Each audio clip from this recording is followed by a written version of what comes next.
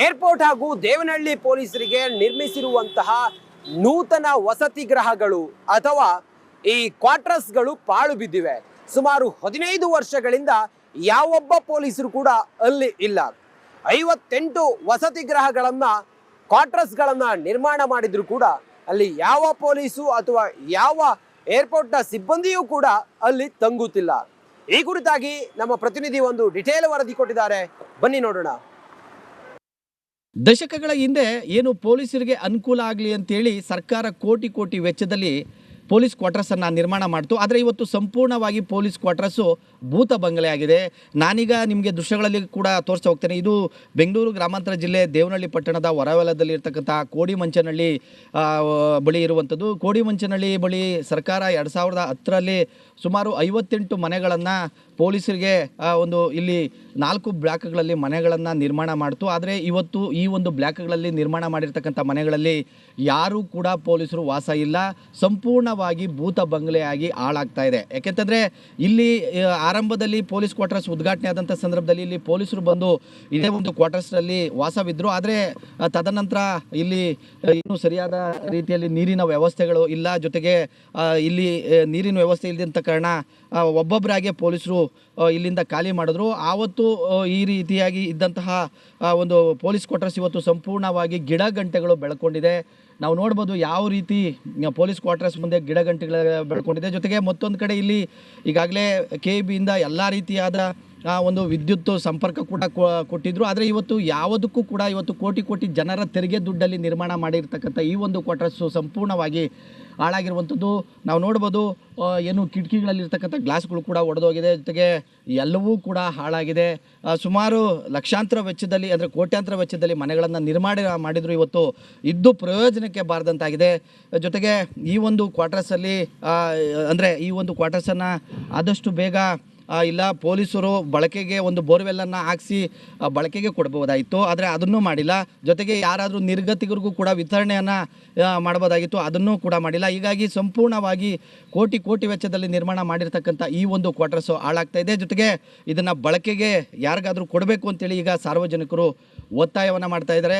ಆದರೆ ಇಷ್ಟು ದಿನಗಳಾದರೂ ಕೂಡ ಯಾಕೆ ಈ ರೀತಿಯಾದ ನಿರ್ಲಕ್ಷ್ಯ ಅಧಿಕಾರಿಗಳು ವಹಿಸಿದ್ರು, ಸರ್ಕಾರ ವಹಿಸಿತು ಅಂತಕ್ಕಂಥದ್ದು ಸಾರ್ವಜನಿಕರ ಪ್ರಶ್ನೆ ಆಗಿದೆ. ಒಟ್ಟಾರೆಯಾಗಿ ಕೋಟಿ ವೆಚ್ಚದಲ್ಲಿ 58 ಮನೆಗಳು ಇವತ್ತು ಇದ್ದು ಪ್ರಯೋಜನಕ್ಕೆ ಬಾರದಾಗಿದೆ. ಹೀಗಾಗಿ ಈ ನಿಟ್ಟಿನಲ್ಲಿ ಆದಷ್ಟು ಬೇಗ ಸಂಬಂಧಪಟ್ಟ ಅಧಿಕಾರಿಗಳು ಈ ಒಂದು 58 ಮನೆಗಳನ್ನು ದುರಸ್ತಿ ಮಾಡಿ ಇಲ್ಲ ನಿರ್ಗತಿಕರಿಗೆ ಕೊಡಲಿ ಅಥವಾ ಬೇರೆ ಯಾರಾದರೂ ಇಲ್ಲಿ ಉಳ್ಕೊಳ್ಳೋದಕ್ಕೆ ಪೊಲೀಸರು ಇದ್ದರೆ ಅವರಿಗೆ ಕೊಡಲಿ ಅನ್ನೋದು ಸಾರ್ವಜನಿಕರ ಒಂದು ಒತ್ತಾಯ. ಕ್ಯಾಮರಾಮನ್ ಮೋನಿಗೌಡ ಜೊತೆ ಮಂಜುನಾಥ್ ದಿನ್ನೂರು, ರಿಪಬ್ಲಿಕ್. ಏರ್ಪೋರ್ಟ್ ಹಾಗೂ ದೇವನಹಳ್ಳಿ ಪೊಲೀಸರಿಗೆ ನಿರ್ಮಿಸಿರುವಂತಹ ನೂತನ ವಸತಿ ಗೃಹಗಳು ಅಥವಾ ಈ ಕ್ವಾರ್ಟರ್ಸ್ಗಳು ಪಾಳು ಬಿದ್ದಿವೆ. ಸುಮಾರು 15 ವರ್ಷಗಳಿಂದ ಯಾವೊಬ್ಬ ಪೊಲೀಸರು ಕೂಡ ಅಲ್ಲಿ ಇಲ್ಲ. 58 ವಸತಿ ಗೃಹಗಳನ್ನ ಕ್ವಾರ್ಟರ್ಸ್ಗಳನ್ನ ನಿರ್ಮಾಣ ಮಾಡಿದ್ರು ಕೂಡ ಅಲ್ಲಿ ಯಾವ ಪೊಲೀಸು ಅಥವಾ ಯಾವ ಏರ್ಪೋರ್ಟ್ನ ಸಿಬ್ಬಂದಿಯೂ ಕೂಡ ಅಲ್ಲಿ ತಂಗುತ್ತಿಲ್ಲ. ಈ ಕುರಿತಾಗಿ ನಮ್ಮ ಪ್ರತಿನಿಧಿ ಒಂದು ಡಿಟೇಲ್ ವರದಿ ಕೊಟ್ಟಿದ್ದಾರೆ, ಬನ್ನಿ ನೋಡೋಣ.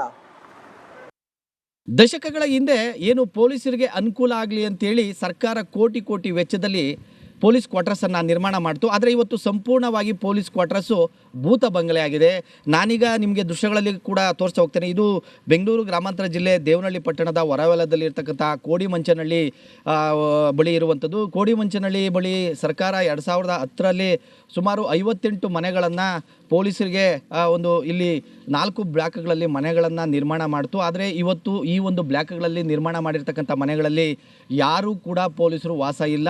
ಸಂಪೂರ್ಣವಾಗಿ ಭೂತ ಬಂಗಲೆಯಾಗಿ ಹಾಳಾಗ್ತಾ ಇದೆ. ಯಾಕೆಂತಂದರೆ ಇಲ್ಲಿ ಆರಂಭದಲ್ಲಿ ಪೊಲೀಸ್ ಕ್ವಾರ್ಟರ್ಸ್ ಉದ್ಘಾಟನೆ ಆದಂಥ ಸಂದರ್ಭದಲ್ಲಿ ಇಲ್ಲಿ ಪೊಲೀಸರು ಬಂದು ಇದೇ ಒಂದು ಕ್ವಾರ್ಟರ್ಸ್ನಲ್ಲಿ ವಾಸವಿದ್ದರು. ಆದರೆ ತದನಂತರ ಇಲ್ಲಿ ಇನ್ನೂ ಸರಿಯಾದ ರೀತಿಯಲ್ಲಿ ನೀರಿನ ವ್ಯವಸ್ಥೆಗಳು ಇಲ್ಲ. ಜೊತೆಗೆ ಇಲ್ಲಿ ನೀರಿನ ವ್ಯವಸ್ಥೆ ಇಲ್ಲದಂಥ ಕಾರಣ ಒಬ್ಬೊಬ್ಬರಾಗೆ ಪೊಲೀಸರು ಇಲ್ಲಿಂದ ಖಾಲಿ ಮಾಡಿದ್ರು. ಆವತ್ತು ಈ ರೀತಿಯಾಗಿ ಇದ್ದಂತಹ ಒಂದು ಪೊಲೀಸ್ ಕ್ವಾರ್ಟರ್ಸ್ ಇವತ್ತು ಸಂಪೂರ್ಣವಾಗಿ ಗಿಡ ಗಂಟೆಗಳು ಬೆಳ್ಕೊಂಡಿದೆ. ನಾವು ನೋಡ್ಬೋದು ಯಾವ ರೀತಿ ಪೊಲೀಸ್ ಕ್ವಾರ್ಟರ್ಸ್ ಮುಂದೆ ಗಿಡ ಗಂಟೆಗಳು ಬೆಳ್ಕೊಂಡಿದೆ. ಜೊತೆಗೆ ಮತ್ತೊಂದು ಕಡೆ ಇಲ್ಲಿ ಈಗಾಗಲೇ KEBಯಿಂದ ಎಲ್ಲ ರೀತಿಯಾದ ಒಂದು ವಿದ್ಯುತ್ ಸಂಪರ್ಕ ಕೂಡ ಕೊಟ್ಟಿದ್ರು. ಆದರೆ ಇವತ್ತು ಯಾವುದಕ್ಕೂ ಕೂಡ ಇವತ್ತು ಕೋಟಿ ಜನರ ತೆರಿಗೆ ದುಡ್ಡಲ್ಲಿ ನಿರ್ಮಾಣ ಮಾಡಿರ್ತಕ್ಕಂಥ ಈ ಒಂದು ಕ್ವಾರ್ಟರ್ಸು ಸಂಪೂರ್ಣವಾಗಿ ಹಾಳಾಗಿರುವಂಥದ್ದು ನಾವು ನೋಡ್ಬೋದು. ಏನು ಕಿಟಕಿಗಳಲ್ಲಿರ್ತಕ್ಕಂಥ ಗ್ಲಾಸ್ಗಳು ಕೂಡ ಒಡೆದೋಗಿದೆ, ಜೊತೆಗೆ ಎಲ್ಲವೂ ಕೂಡ ಹಾಳಾಗಿದೆ. ಸುಮಾರು ಲಕ್ಷಾಂತರ ವೆಚ್ಚದಲ್ಲಿ ಅಂದರೆ ಕೋಟ್ಯಾಂತರ ವೆಚ್ಚದಲ್ಲಿ ಮನೆಗಳನ್ನು ನಿರ್ಮಾಣ ಮಾಡಿದ್ರು, ಇವತ್ತು ಇದ್ದು ಪ್ರಯೋಜನಕ್ಕೆ ಬಾರದಂತಾಗಿದೆ. ಜೊತೆಗೆ ಈ ಒಂದು ಕ್ವಾರ್ಟರ್ಸಲ್ಲಿ ಅಂದರೆ ಈ ಒಂದು ಕ್ವಾರ್ಟರ್ಸನ್ನು ಆದಷ್ಟು ಬೇಗ ಇಲ್ಲ ಪೊಲೀಸರು ಬಳಕೆಗೆ ಒಂದು ಬೋರ್ವೆಲ್ಲನ್ನು ಹಾಕಿಸಿ ಬಳಕೆಗೆ ಕೊಡ್ಬೋದಾಯಿತು, ಆದರೆ ಅದನ್ನೂ ಮಾಡಿಲ್ಲ. ಜೊತೆಗೆ ಯಾರಾದರೂ ನಿರ್ಗತಿಕರಿಗೂ ಕೂಡ ವಿತರಣೆಯನ್ನು ಮಾಡ್ಬೋದಾಗಿತ್ತು, ಅದನ್ನೂ ಕೂಡ ಮಾಡಿಲ್ಲ. ಹೀಗಾಗಿ ಸಂಪೂರ್ಣವಾಗಿ ಕೋಟಿ ಕೋಟಿ ವೆಚ್ಚದಲ್ಲಿ ನಿರ್ಮಾಣ ಮಾಡಿರ್ತಕ್ಕಂಥ ಈ ಒಂದು ಕ್ವಾರ್ಟರ್ಸು ಹಾಳಾಗ್ತಾ ಇದೆ. ಜೊತೆಗೆ ಇದನ್ನು ಬಳಕೆಗೆ ಯಾರಿಗಾದರೂ ಕೊಡಬೇಕು ಅಂತೇಳಿ ಈಗ ಸಾರ್ವಜನಿಕರು ಒತ್ತಾಯವನ್ನು ಮಾಡ್ತಾ ಇದ್ದಾರೆ. ಆದರೆ ಇಷ್ಟು ದಿನಗಳಾದರೂ ಕೂಡ ಯಾಕೆ ಈ ರೀತಿಯಾದ ನಿರ್ಲಕ್ಷ್ಯ ಅಧಿಕಾರಿಗಳು ವಹಿಸಿದ್ರು, ಸರ್ಕಾರ ವಹಿಸಿತು ಅಂತಕ್ಕಂಥದ್ದು ಸಾರ್ವಜನಿಕರ ಪ್ರಶ್ನೆ ಆಗಿದೆ. ಒಟ್ಟಾರೆಯಾಗಿ ಕೋಟಿ ಕೋಟಿ ವೆಚ್ಚದಲ್ಲಿ 58 ಮನೆಗಳು ಇವತ್ತು ಇದ್ದು ಪ್ರಯೋಜನಕ್ಕೆ ಬಾರದಾಗಿದೆ. ಹೀಗಾಗಿ ಈ ನಿಟ್ಟಿನಲ್ಲಿ ಆದಷ್ಟು ಬೇಗ ಸಂಬಂಧಪಟ್ಟ ಅಧಿಕಾರಿಗಳು ಈ ಒಂದು 58 ಮನೆಗಳನ್ನು ದುರಸ್ತಿ ಮಾಡಿ ಇಲ್ಲ ನಿರ್ಗತಿಕರಿಗೆ ಕೊಡಲಿ, ಅಥವಾ ಬೇರೆ ಯಾರಾದರೂ ಇಲ್ಲಿ ಉಳ್ಕೊಳ್ಳೋದಕ್ಕೆ ಪೊಲೀಸರು ಇದ್ದರೆ ಅವರಿಗೆ ಕೊಡಲಿ ಅನ್ನೋದು ಸಾರ್ವಜನಿಕರ ಒಂದು ಒತ್ತಾಯ. ಕ್ಯಾಮ್ರಾಮನ್ ಮೋನಿಗೌಡ ಜೊತೆ ಮಂಜುನಾಥ್ ದಿನ್ನೂರು, ರಿಪಬ್ಲಿಕ್. ಏರ್ಪೋರ್ಟ್ ಹಾಗೂ ದೇವನಹಳ್ಳಿ ಪೊಲೀಸರಿಗೆ ನಿರ್ಮಿಸಿರುವಂತಹ ನೂತನ ವಸತಿ ಗೃಹಗಳು ಅಥವಾ ಈ ಕ್ವಾರ್ಟರ್ಸ್ಗಳು ಪಾಳು ಬಿದ್ದಿವೆ. ಸುಮಾರು 15 ವರ್ಷಗಳಿಂದ ಯಾವೊಬ್ಬ ಪೊಲೀಸರು ಕೂಡ ಅಲ್ಲಿ ಇಲ್ಲ.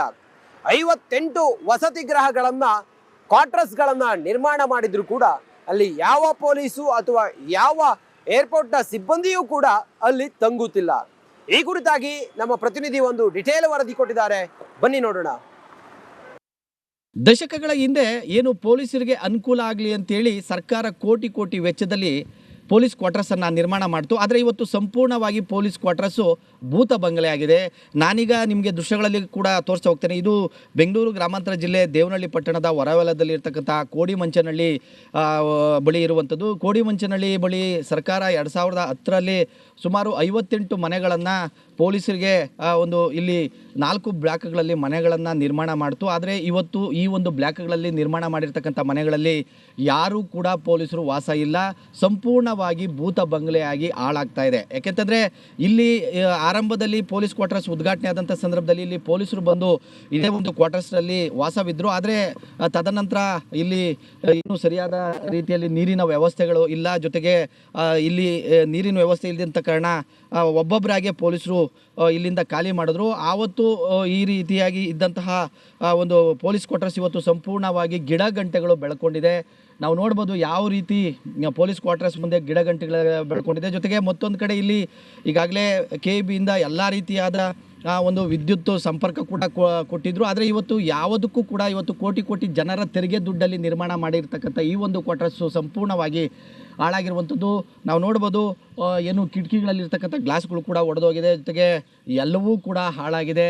ಸುಮಾರು ಲಕ್ಷಾಂತರ ವೆಚ್ಚದಲ್ಲಿ ಅಂದರೆ ಕೋಟ್ಯಾಂತರ ವೆಚ್ಚದಲ್ಲಿ ಮನೆಗಳನ್ನು ನಿರ್ಮಾಣ ಮಾಡಿದ್ರು, ಇವತ್ತು ಇದ್ದು ಪ್ರಯೋಜನಕ್ಕೆ ಬಾರದಂತಾಗಿದೆ.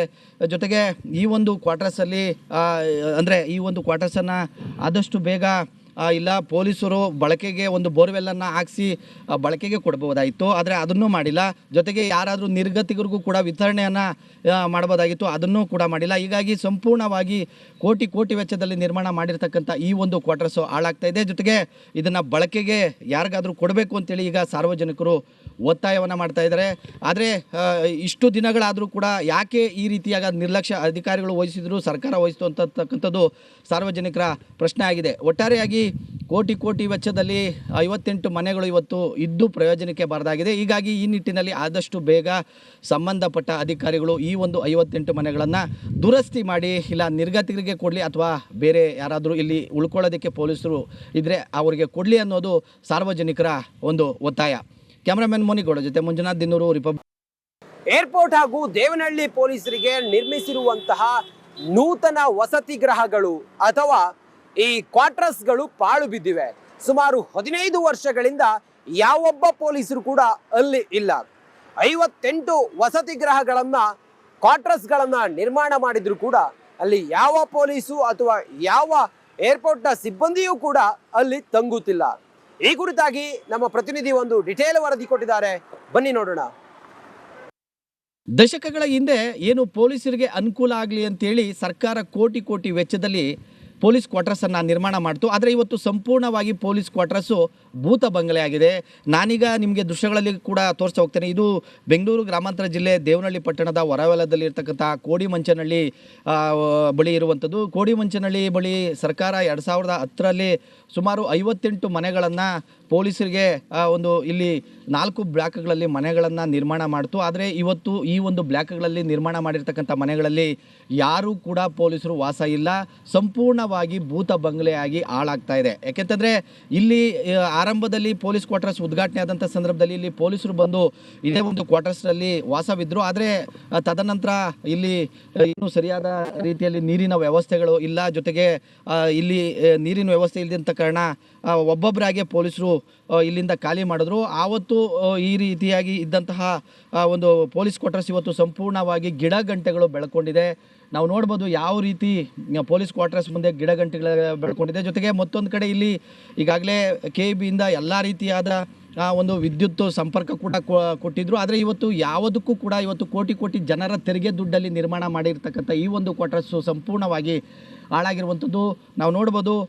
ಏನು ಕಿಟಕಿಗಳಲ್ಲಿರ್ತಕ್ಕಂಥ ಗ್ಲಾಸ್ಗಳು ಕೂಡ ಒಡೆದೋಗಿದೆ. ಜೊತೆಗೆ ಎಲ್ಲವೂ ಕೂಡ ಹಾಳಾಗಿದೆ.